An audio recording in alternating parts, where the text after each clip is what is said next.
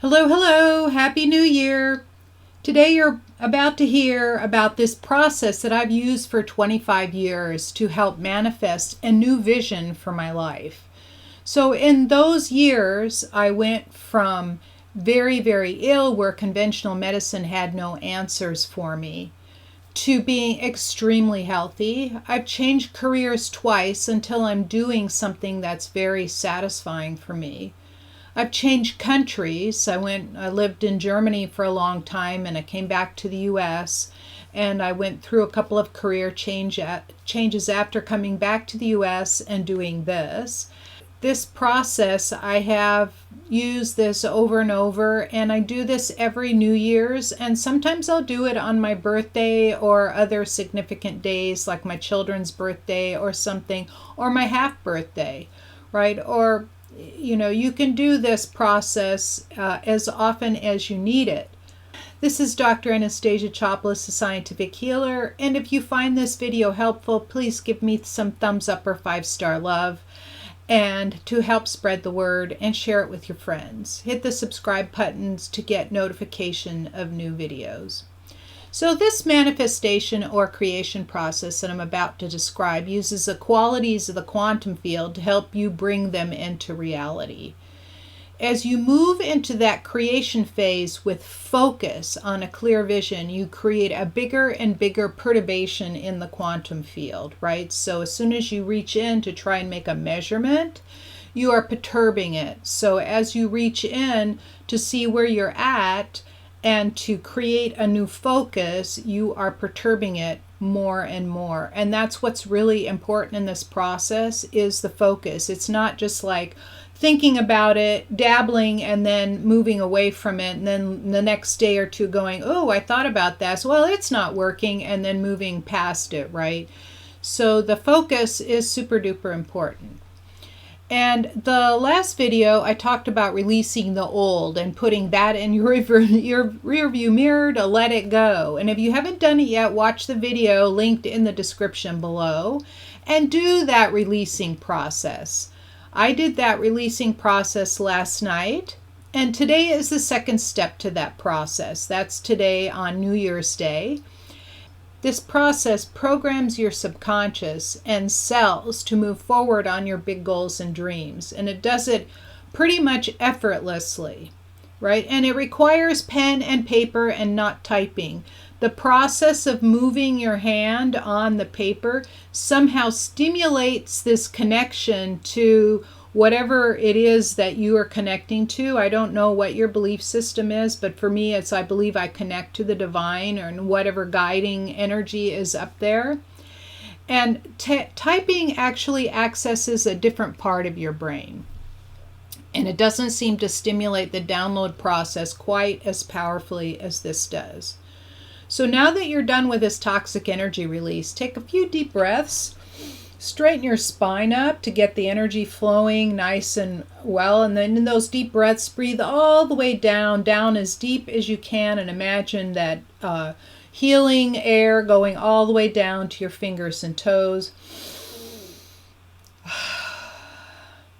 And you can do this several times a day whenever you're feeling a little bit stressed. And taking 1 or 2 breaths like that can really help you come into the moment. So now let's take your pen and paper and just start scribbling. Just start scribbling, making a little messy doodle, something. It can even be a little picture if you're so apt. Sometimes I'll draw a candle, sometimes I'll draw a fire, sometimes I'll draw a flower. It doesn't matter. Whatever it is that you feel like doing. And this starts that creation energy flow process. What it does is it allows you to focus on what you really want, not what you think you want, because a lot of times you think you want something, but that's not what you really want, right? And we're going to limit it to 10 items, no more than 10, because if you do more than 10, you dilute the focus, because again, you can do this process multiple times a year. So for example, last year I wrote down that I was going to take a minimum of a week off per 3 months. because I tend to not take any time off. And I thought, well, I really need to let my mind expand and relax and enjoy myself and laugh and have fun. Not that I don't do that anyway, but I did it with my son's family and his children, and it's totally a blast being with them because it's very relaxing and it's a lot of fun, and they live in a very beautiful environment, and it's way different from Southern California. What I wrote that down last year, that I was going to take 1 week off every 3 months. Instead of last year, I'd only taken 1 week off for the whole year, and last year I took 3 weeks off. So that was a vast improvement. So I wrote that again down this year. And then the other thing is I hadn't been visiting my son and his family enough. So my goal was to visit them every 3 months instead of every 6 to 12 months. So that I managed to achieve. I didn't go up this time because of COVID. There's this more virulent strain, and I didn't want to expose them and myself during the travel to get there. So as soon as there's a clear to travel, I will go again. And then there were some other things like paying down my business debts to half, which I did manage. Actually, it's a little more than half that I paid off. And my goal for this year is to finish them off. So this is a little bit of the idea. You know, I also had some body transformation goals and things like that. And they can get sidetracked, they can get derailed, and that's why you reaffirm them sometimes during the year. I know that, you know, a lot of people say set as many goals as possible, but dreaming and setting those big audacious goals are really important, but this is a separate process. This is a programming process. You're programming your cells and your body and the universe to help you do this effortlessly. So now, after you've written these all down, these 10 goals, read it again to make sure it's written very specifically. Right? Very specifically. Like my income goal is written at a very specific dollar amount, right? And it's positive. There's no negative things like I will not do this. Instead, you look forward to the positive.